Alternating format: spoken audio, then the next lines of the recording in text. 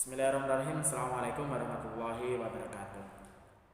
Pada video kali ini kita akan membahas salah satu buku yang menurut saya sangat menarik sekali untuk kita baca, terutama di kalangan mahasiswa dan juga mungkin akademisi ya, yaitu bukunya adalah Handbook of Islamic Education. Nah, dalam buku tersebut itu ada sekitar 900 halaman. 900 halaman tersebut, tapi pada video kali ini tidak mungkin kan saya akan mereview ke semuanya, kan tidak mungkin. Oleh karena itu di video kali ini gua akan membahas satu subbab tema, yaitu mengenai ruang pendidikan Islam, arsitektur madrasah. Nah, arsitektur Islam itu sendiri merupakan sebuah peninggalan Islam yang diperkenalkan oleh sejarah seni pada abad ke-19. Jadi pada abad ke-19 ini para arsitek-arsitek muslim itu sedang booming-boomingnya ya. Dia itu membuat sebuah karya kemudian dicontoh oleh negara-negara yang lain.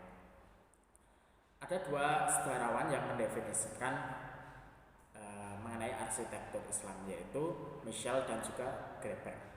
Michel mendefinisikan bahwasannya arsitektur Islam itu merupakan sebuah seperangkat fitur yang melekat dalam Islam sebagai sebuah fenomena Islam.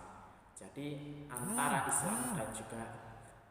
antara arsitektur Islam dan juga Islam itu keduanya saling melekat satu sama lain. Sedangkan menurut Greber, beliau mendefinisikan bahwasanya arsitektur Islam itu merupakan sebuah lingkungan di mana ada umat Islam, kemudian umat Islam sendiri di negara Islam dan di tempat-tempat di mana umat Islam itu memiliki kesempatan untuk mengekspresikan kemandirian budayanya. Nah, kemudian ada selanjutnya, yaitu mengenai madrasah dan juga formasi arsitektur pendidikan Islam. Berdirinya madrasah sebagai lembaga pendidikan Islam itu merupakan upaya untuk menjawab kebutuhan pendidikan masyarakat muslim pada saat itu. Jadi selain kita mengetahui bahwasanya fungsi madrasah ataupun fungsi dari sekolah itu adalah untuk mencerdaskan kehidupan bangsa sesuai dari konstitusi, selain itu adalah untuk menjawab kebutuhan pendidikan masyarakat muslim pada saat itu. Memang madrasah setiap zaman itu fasilitasnya dan juga mungkin kurikulumnya juga berbeda-beda, tapi secara fungsinya juga sama, yaitu itu tadi, untuk menjawab kebutuhan pendidikan masyarakat muslim pada saat itu. Kan kita melihat juga banyak sekali mungkin sejarawan-sejarawan yang terkenal atau mungkin orang-orang yang terkenal sekarang ini, mereka dulunya itu pernah mengenyam di sebuah madrasah ataupun sebuah sekolah, karena sekolah itu yang nanti akan mengajarkan siswa bagaimana untuk membaca, bagaimana untuk menulis, bagaimana untuk berpikir dan lain sebagainya. Itu wadahnya ada di madrasah. Nah, kemudian secara arsitektur, tipikal madrasah itu terdiri dari ruang pengajaran, kemudian ada perpustakaan, ada masjid, dan juga akomodasi untuk guru dan juga siswa. Hampir semua madrasah yang ada di Indonesia itu memiliki unsur tadi, adanya ruang pengajaran, perpustakaan, masjid, dan juga lain sebagainya. Meskipun kadang kalau kaitannya dengan masjid, ada juga madrasah yang ataupun dalam sekolahnya itu tidak memiliki madrasah, tapi secara umum kalau ruang pengajaran dan juga madrasah hampir semuanya itu memilikinya ya, seperti itu. Nah, ruang pengajaran mungkin juga berbeda antara tempo dulu dan juga tempo sekarang, atau mungkin madrasah umum dengan pondok itu juga memiliki ruang pengajaran yang berbeda. Seperti halnya pondok-pondok salaf pada umumnya, pondok-pondok salaf yang berbasic mungkin NU dan lain sebagainya, itu dalam ruang pengajarannya mereka tidak menggunakan sejenis kursi ataupun meja dan juga papan tulis dan lain sebagainya. Tapi untuk ruang pengajarannya lebih kepada lesehan ya.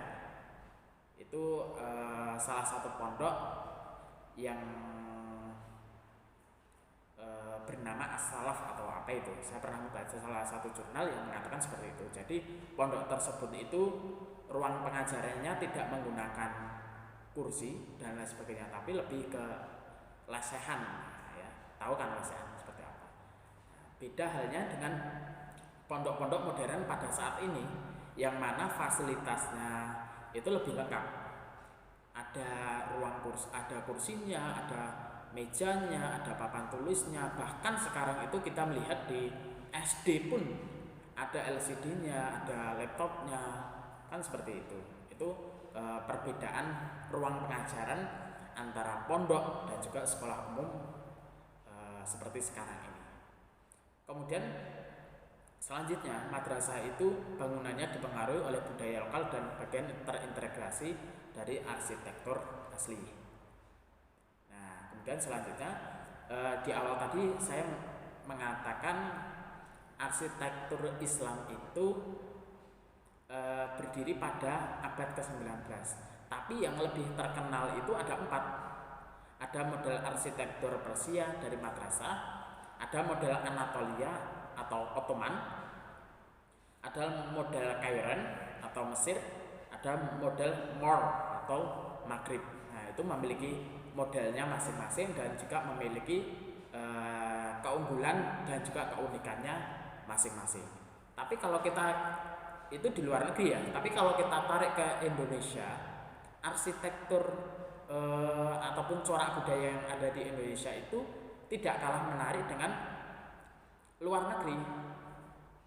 Misalkan di Masjid Qudus itu kan arsitekturnya begitu luar biasa kan, arsitekturnya begitu luar biasa. Kita melihat ada sebuah akulturasi antara budaya ataupun agama Hindu dengan budaya ataupun agama Islam dicampurkan menjadi satu, kemudian bernama Masjid Qudus, ya kan? Nah, itu bagus sekali itu merupakan sebuah sarana, sebuah wadah yang mana tujuan daripada Wali Songo pada saat itu adalah supaya umat Islam pada saat itu yang notabene dulu sebelum adanya Islam beragama Buddha ya, tertarik memeluk Islam, tidak menghapuskan unsur Hindu Buddha pada saat itu, tapi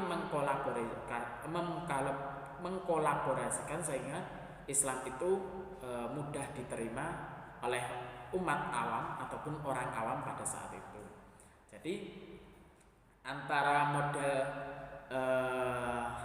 luar negeri dengan Indonesia itu berbeda ya, tidak bisa disamaratakan ataupun dipukul rata ya, tidak bisa, memiliki keunikannya, memiliki ciri khasnya masing-masing.